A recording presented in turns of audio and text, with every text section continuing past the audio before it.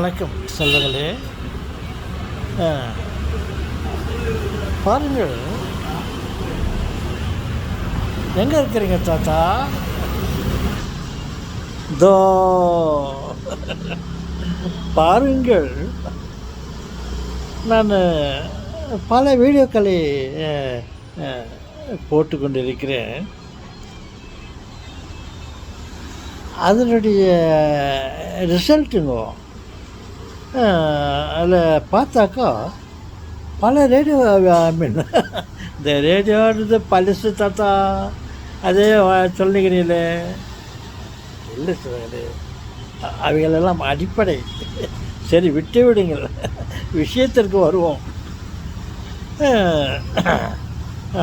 எங்கே கதை பிரேக் ஆச்சு? ஓகே, பாருங்கள், நான் பல வீடியோக்களை போட்டுக்கொண்டிருக்கிறேன். அதனுடைய விளைவு, அதனுடைய ரிசல்ட்டு பார்த்தா அதில் சில வீடியோக்கள் மாதாவை தேவதாயை பற்றியும், ஹோலி மாஸ், திருப்பலி பற்றியும், தேவ நற்கருணை, ஆசீர்வாதம், இவைகளை பற்றியும் சில வீடியோக்களை போட்டிருக்கிறேன். மற்ற வீடியோக்களுக்கும் இவைகளுக்கும் வேறுபாடுகளை நான் கண்டறிந்தேன். என்னவென்றால், இந்த தேவதாயா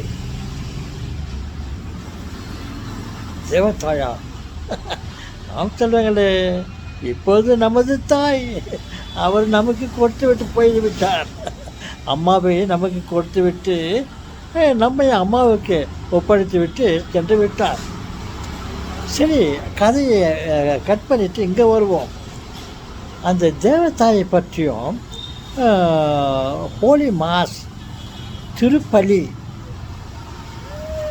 ஐயும், அவர் தேவ நற்கருணை, ஆசீர்வாதம், இந்த சாக்ரமெண்ட் பற்றியும் சில வீடியோக்களை போட்டிருக்கிறேன்.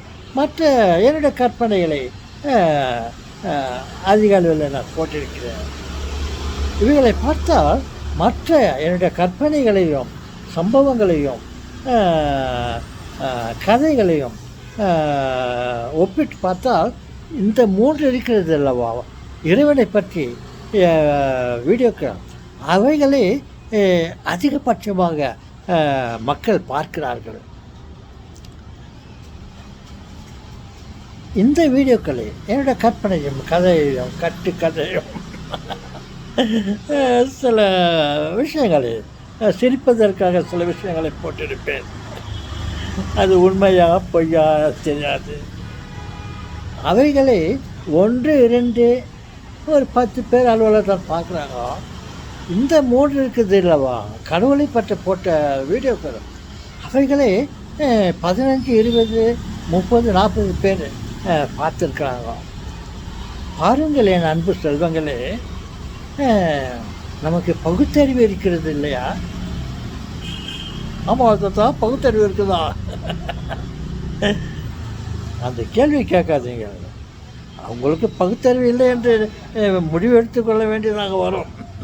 எல்லோருக்கும் பகுத்தறிவு இருக்குது மனிதனாய் பிறந்தவருக்கு. ஓகே, இந்த மனிதனுக்கு எதுக்கு இம்பார்ட்டன்ஸ், எதுக்கு முக்கியத்துவம், எதை அதிகபட்சமாக பார்க்க வேண்டும், எதுக்கு அதிகபட்சமாக சப்ஸ்கிரிப்ஷன் பண்ண வேண்டும் என்பதை இந்த பகுத்தறிவுக்கு வேலை கொடுத்துட்டு, பகுத்தறிவுக்கு வேலை கொடு சொன்னோன்னா இவங்களும் பகுத்தறிவுக்கு வேலை கொடுத்துட்டு அந்த வீடியோக்களுக்கு அதிகபட்சமாக வியூவர்ஸ்கள் கிடைச்சிருக்கிறாங்க. அதில் சிலர் சப்ஸ்கிரைப் பண்ணியிருக்கிறாங்க. வெகு சிலர்னால் எவ்வளோ தாத்தா? 1 இல்லைன்னா 2, இல்லைன்னா அதுவும் இல்லை. ஏதோ பார்க்கறதோடு சரி, 10 பேர் பார்க்கறதோடு சரி, இப்படி தான் என்னுடைய கதை ஓடின்னு இருக்குது. என்ன சொல்ல வருகிறேன் என்றால், அவர்கள் இறைவனை பற்றி விஷயங்களை போட்டால் அதிக பேர் பார்க்கிறார்கள்.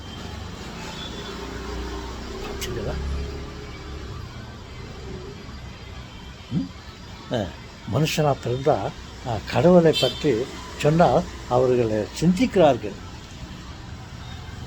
சிந்திக்கிறாங்க. ஆறாவது அறிவு இருக்கிறதுனால சிந்திக்கிறார்களா?